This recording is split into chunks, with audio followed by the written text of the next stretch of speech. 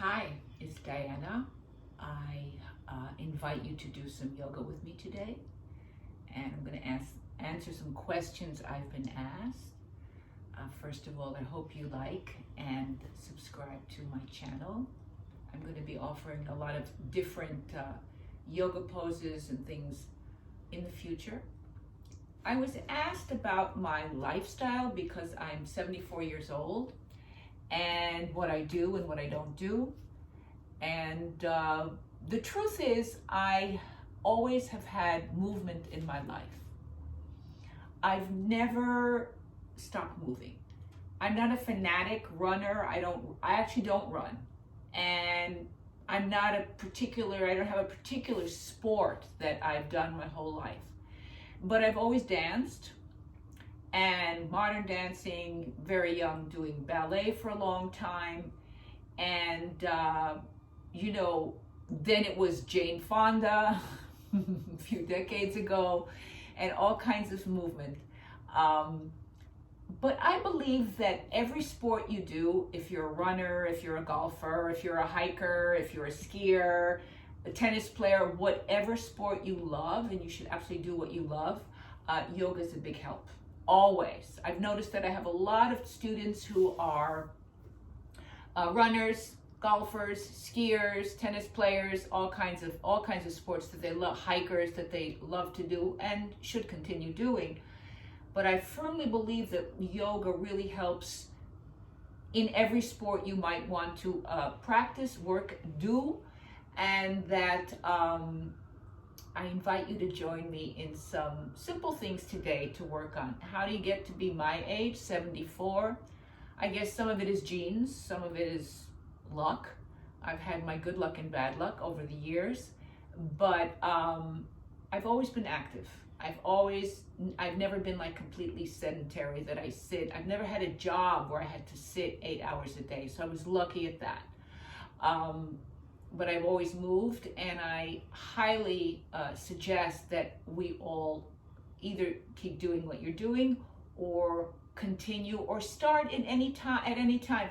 My feeling that it's never too late. It's never too late for anything, to learn anything. Honestly, if you put your mind to it and you give time to it, you can learn at any age. I'm 74, and I have students who are very, very young. I have students who are, well, not too many are older than me, but a little bit less than me.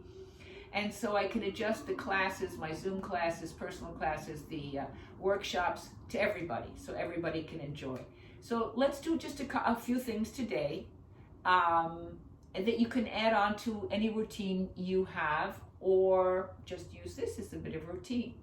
So let's start on the hands and knees. I always like to start with a little cat-cow pose. I just find it great. I love it. So I inhale for the cow pose. I've showed this in an earlier post. And then I exhale for the cat. And what we're doing is fairly simple. But what's not simple is how you're moving your spine. Now, if you have a job where you sit all day, or you're standing a lot, your spine gets stiff. It just will, like anything you don't move. So this really allows the spine to move in a very kind of snake-like way. Slinky snake type way. And then we'll do another little stretch here where you're going to walk your hands forward like that. And I'm not going to bend my arms. I'm going to put my head on the floor. So let's say your head doesn't reach the floor. I have a block, but if you don't have a block, you can use a book, right? You can put your head on the block like that, straighten your arms, or no block, straighten your arms and take your chest down. Now the idea here is not to arch my lower back so much. I want to keep my lower back fairly neutral, but I melt the chest a little bit, and I feel it in my shoulders. I feel in my armpit chest quite a bit. I try not to drop my belly. I keep the belly moving into the back the best I can. You can lift your fingers and palms off the floor, flex your feet, and push your hands forward so you feel your underarms stretching quite a bit. Take a couple of breaths here. Be in your own experience. Don't measure yourself by anybody else. Close your eyes and feel what's going on in your body at this time. All right? And then you're going to walk your hands back. You're going to dial your hands out. What does that mean? It means I turn my hands out like that a little bit. So they're not completely forward. I almost never want them turned in unless we're doing particular exercise. So you can turn your hands out. I like to start downward dog with the knees bent, with the feet wide. So I take an inhale. On the exhale, I push back into downward dog with my knees bent.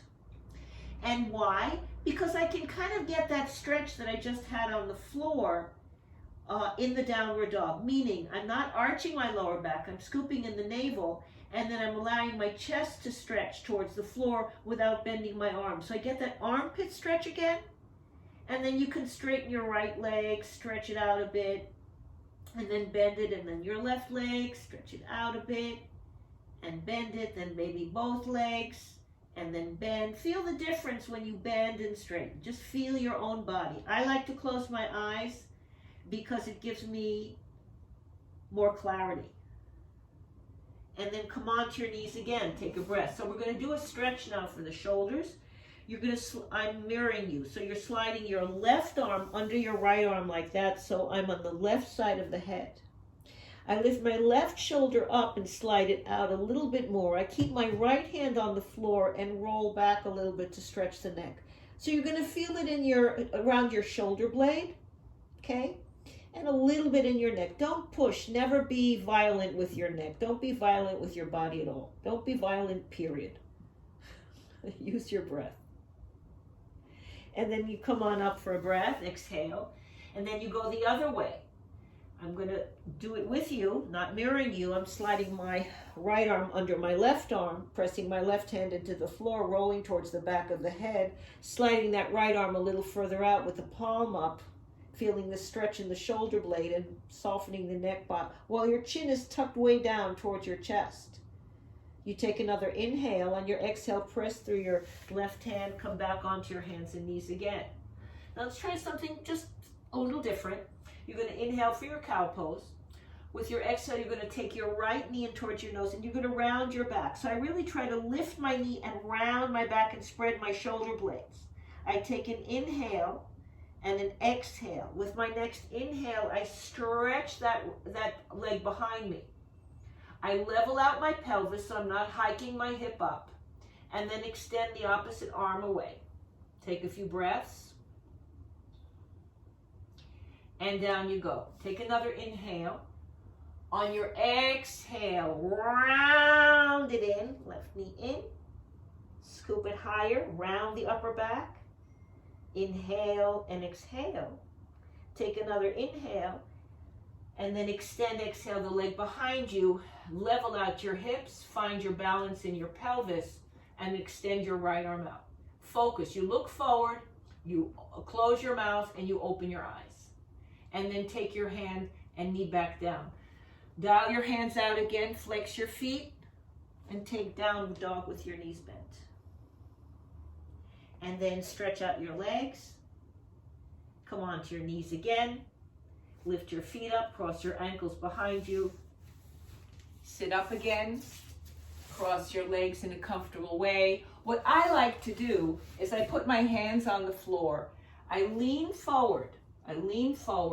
I press my feet down, I push my hands down, lift my butt up a bit, swing it back so I can sit up with my back straight, hands to the heart. So, thank you.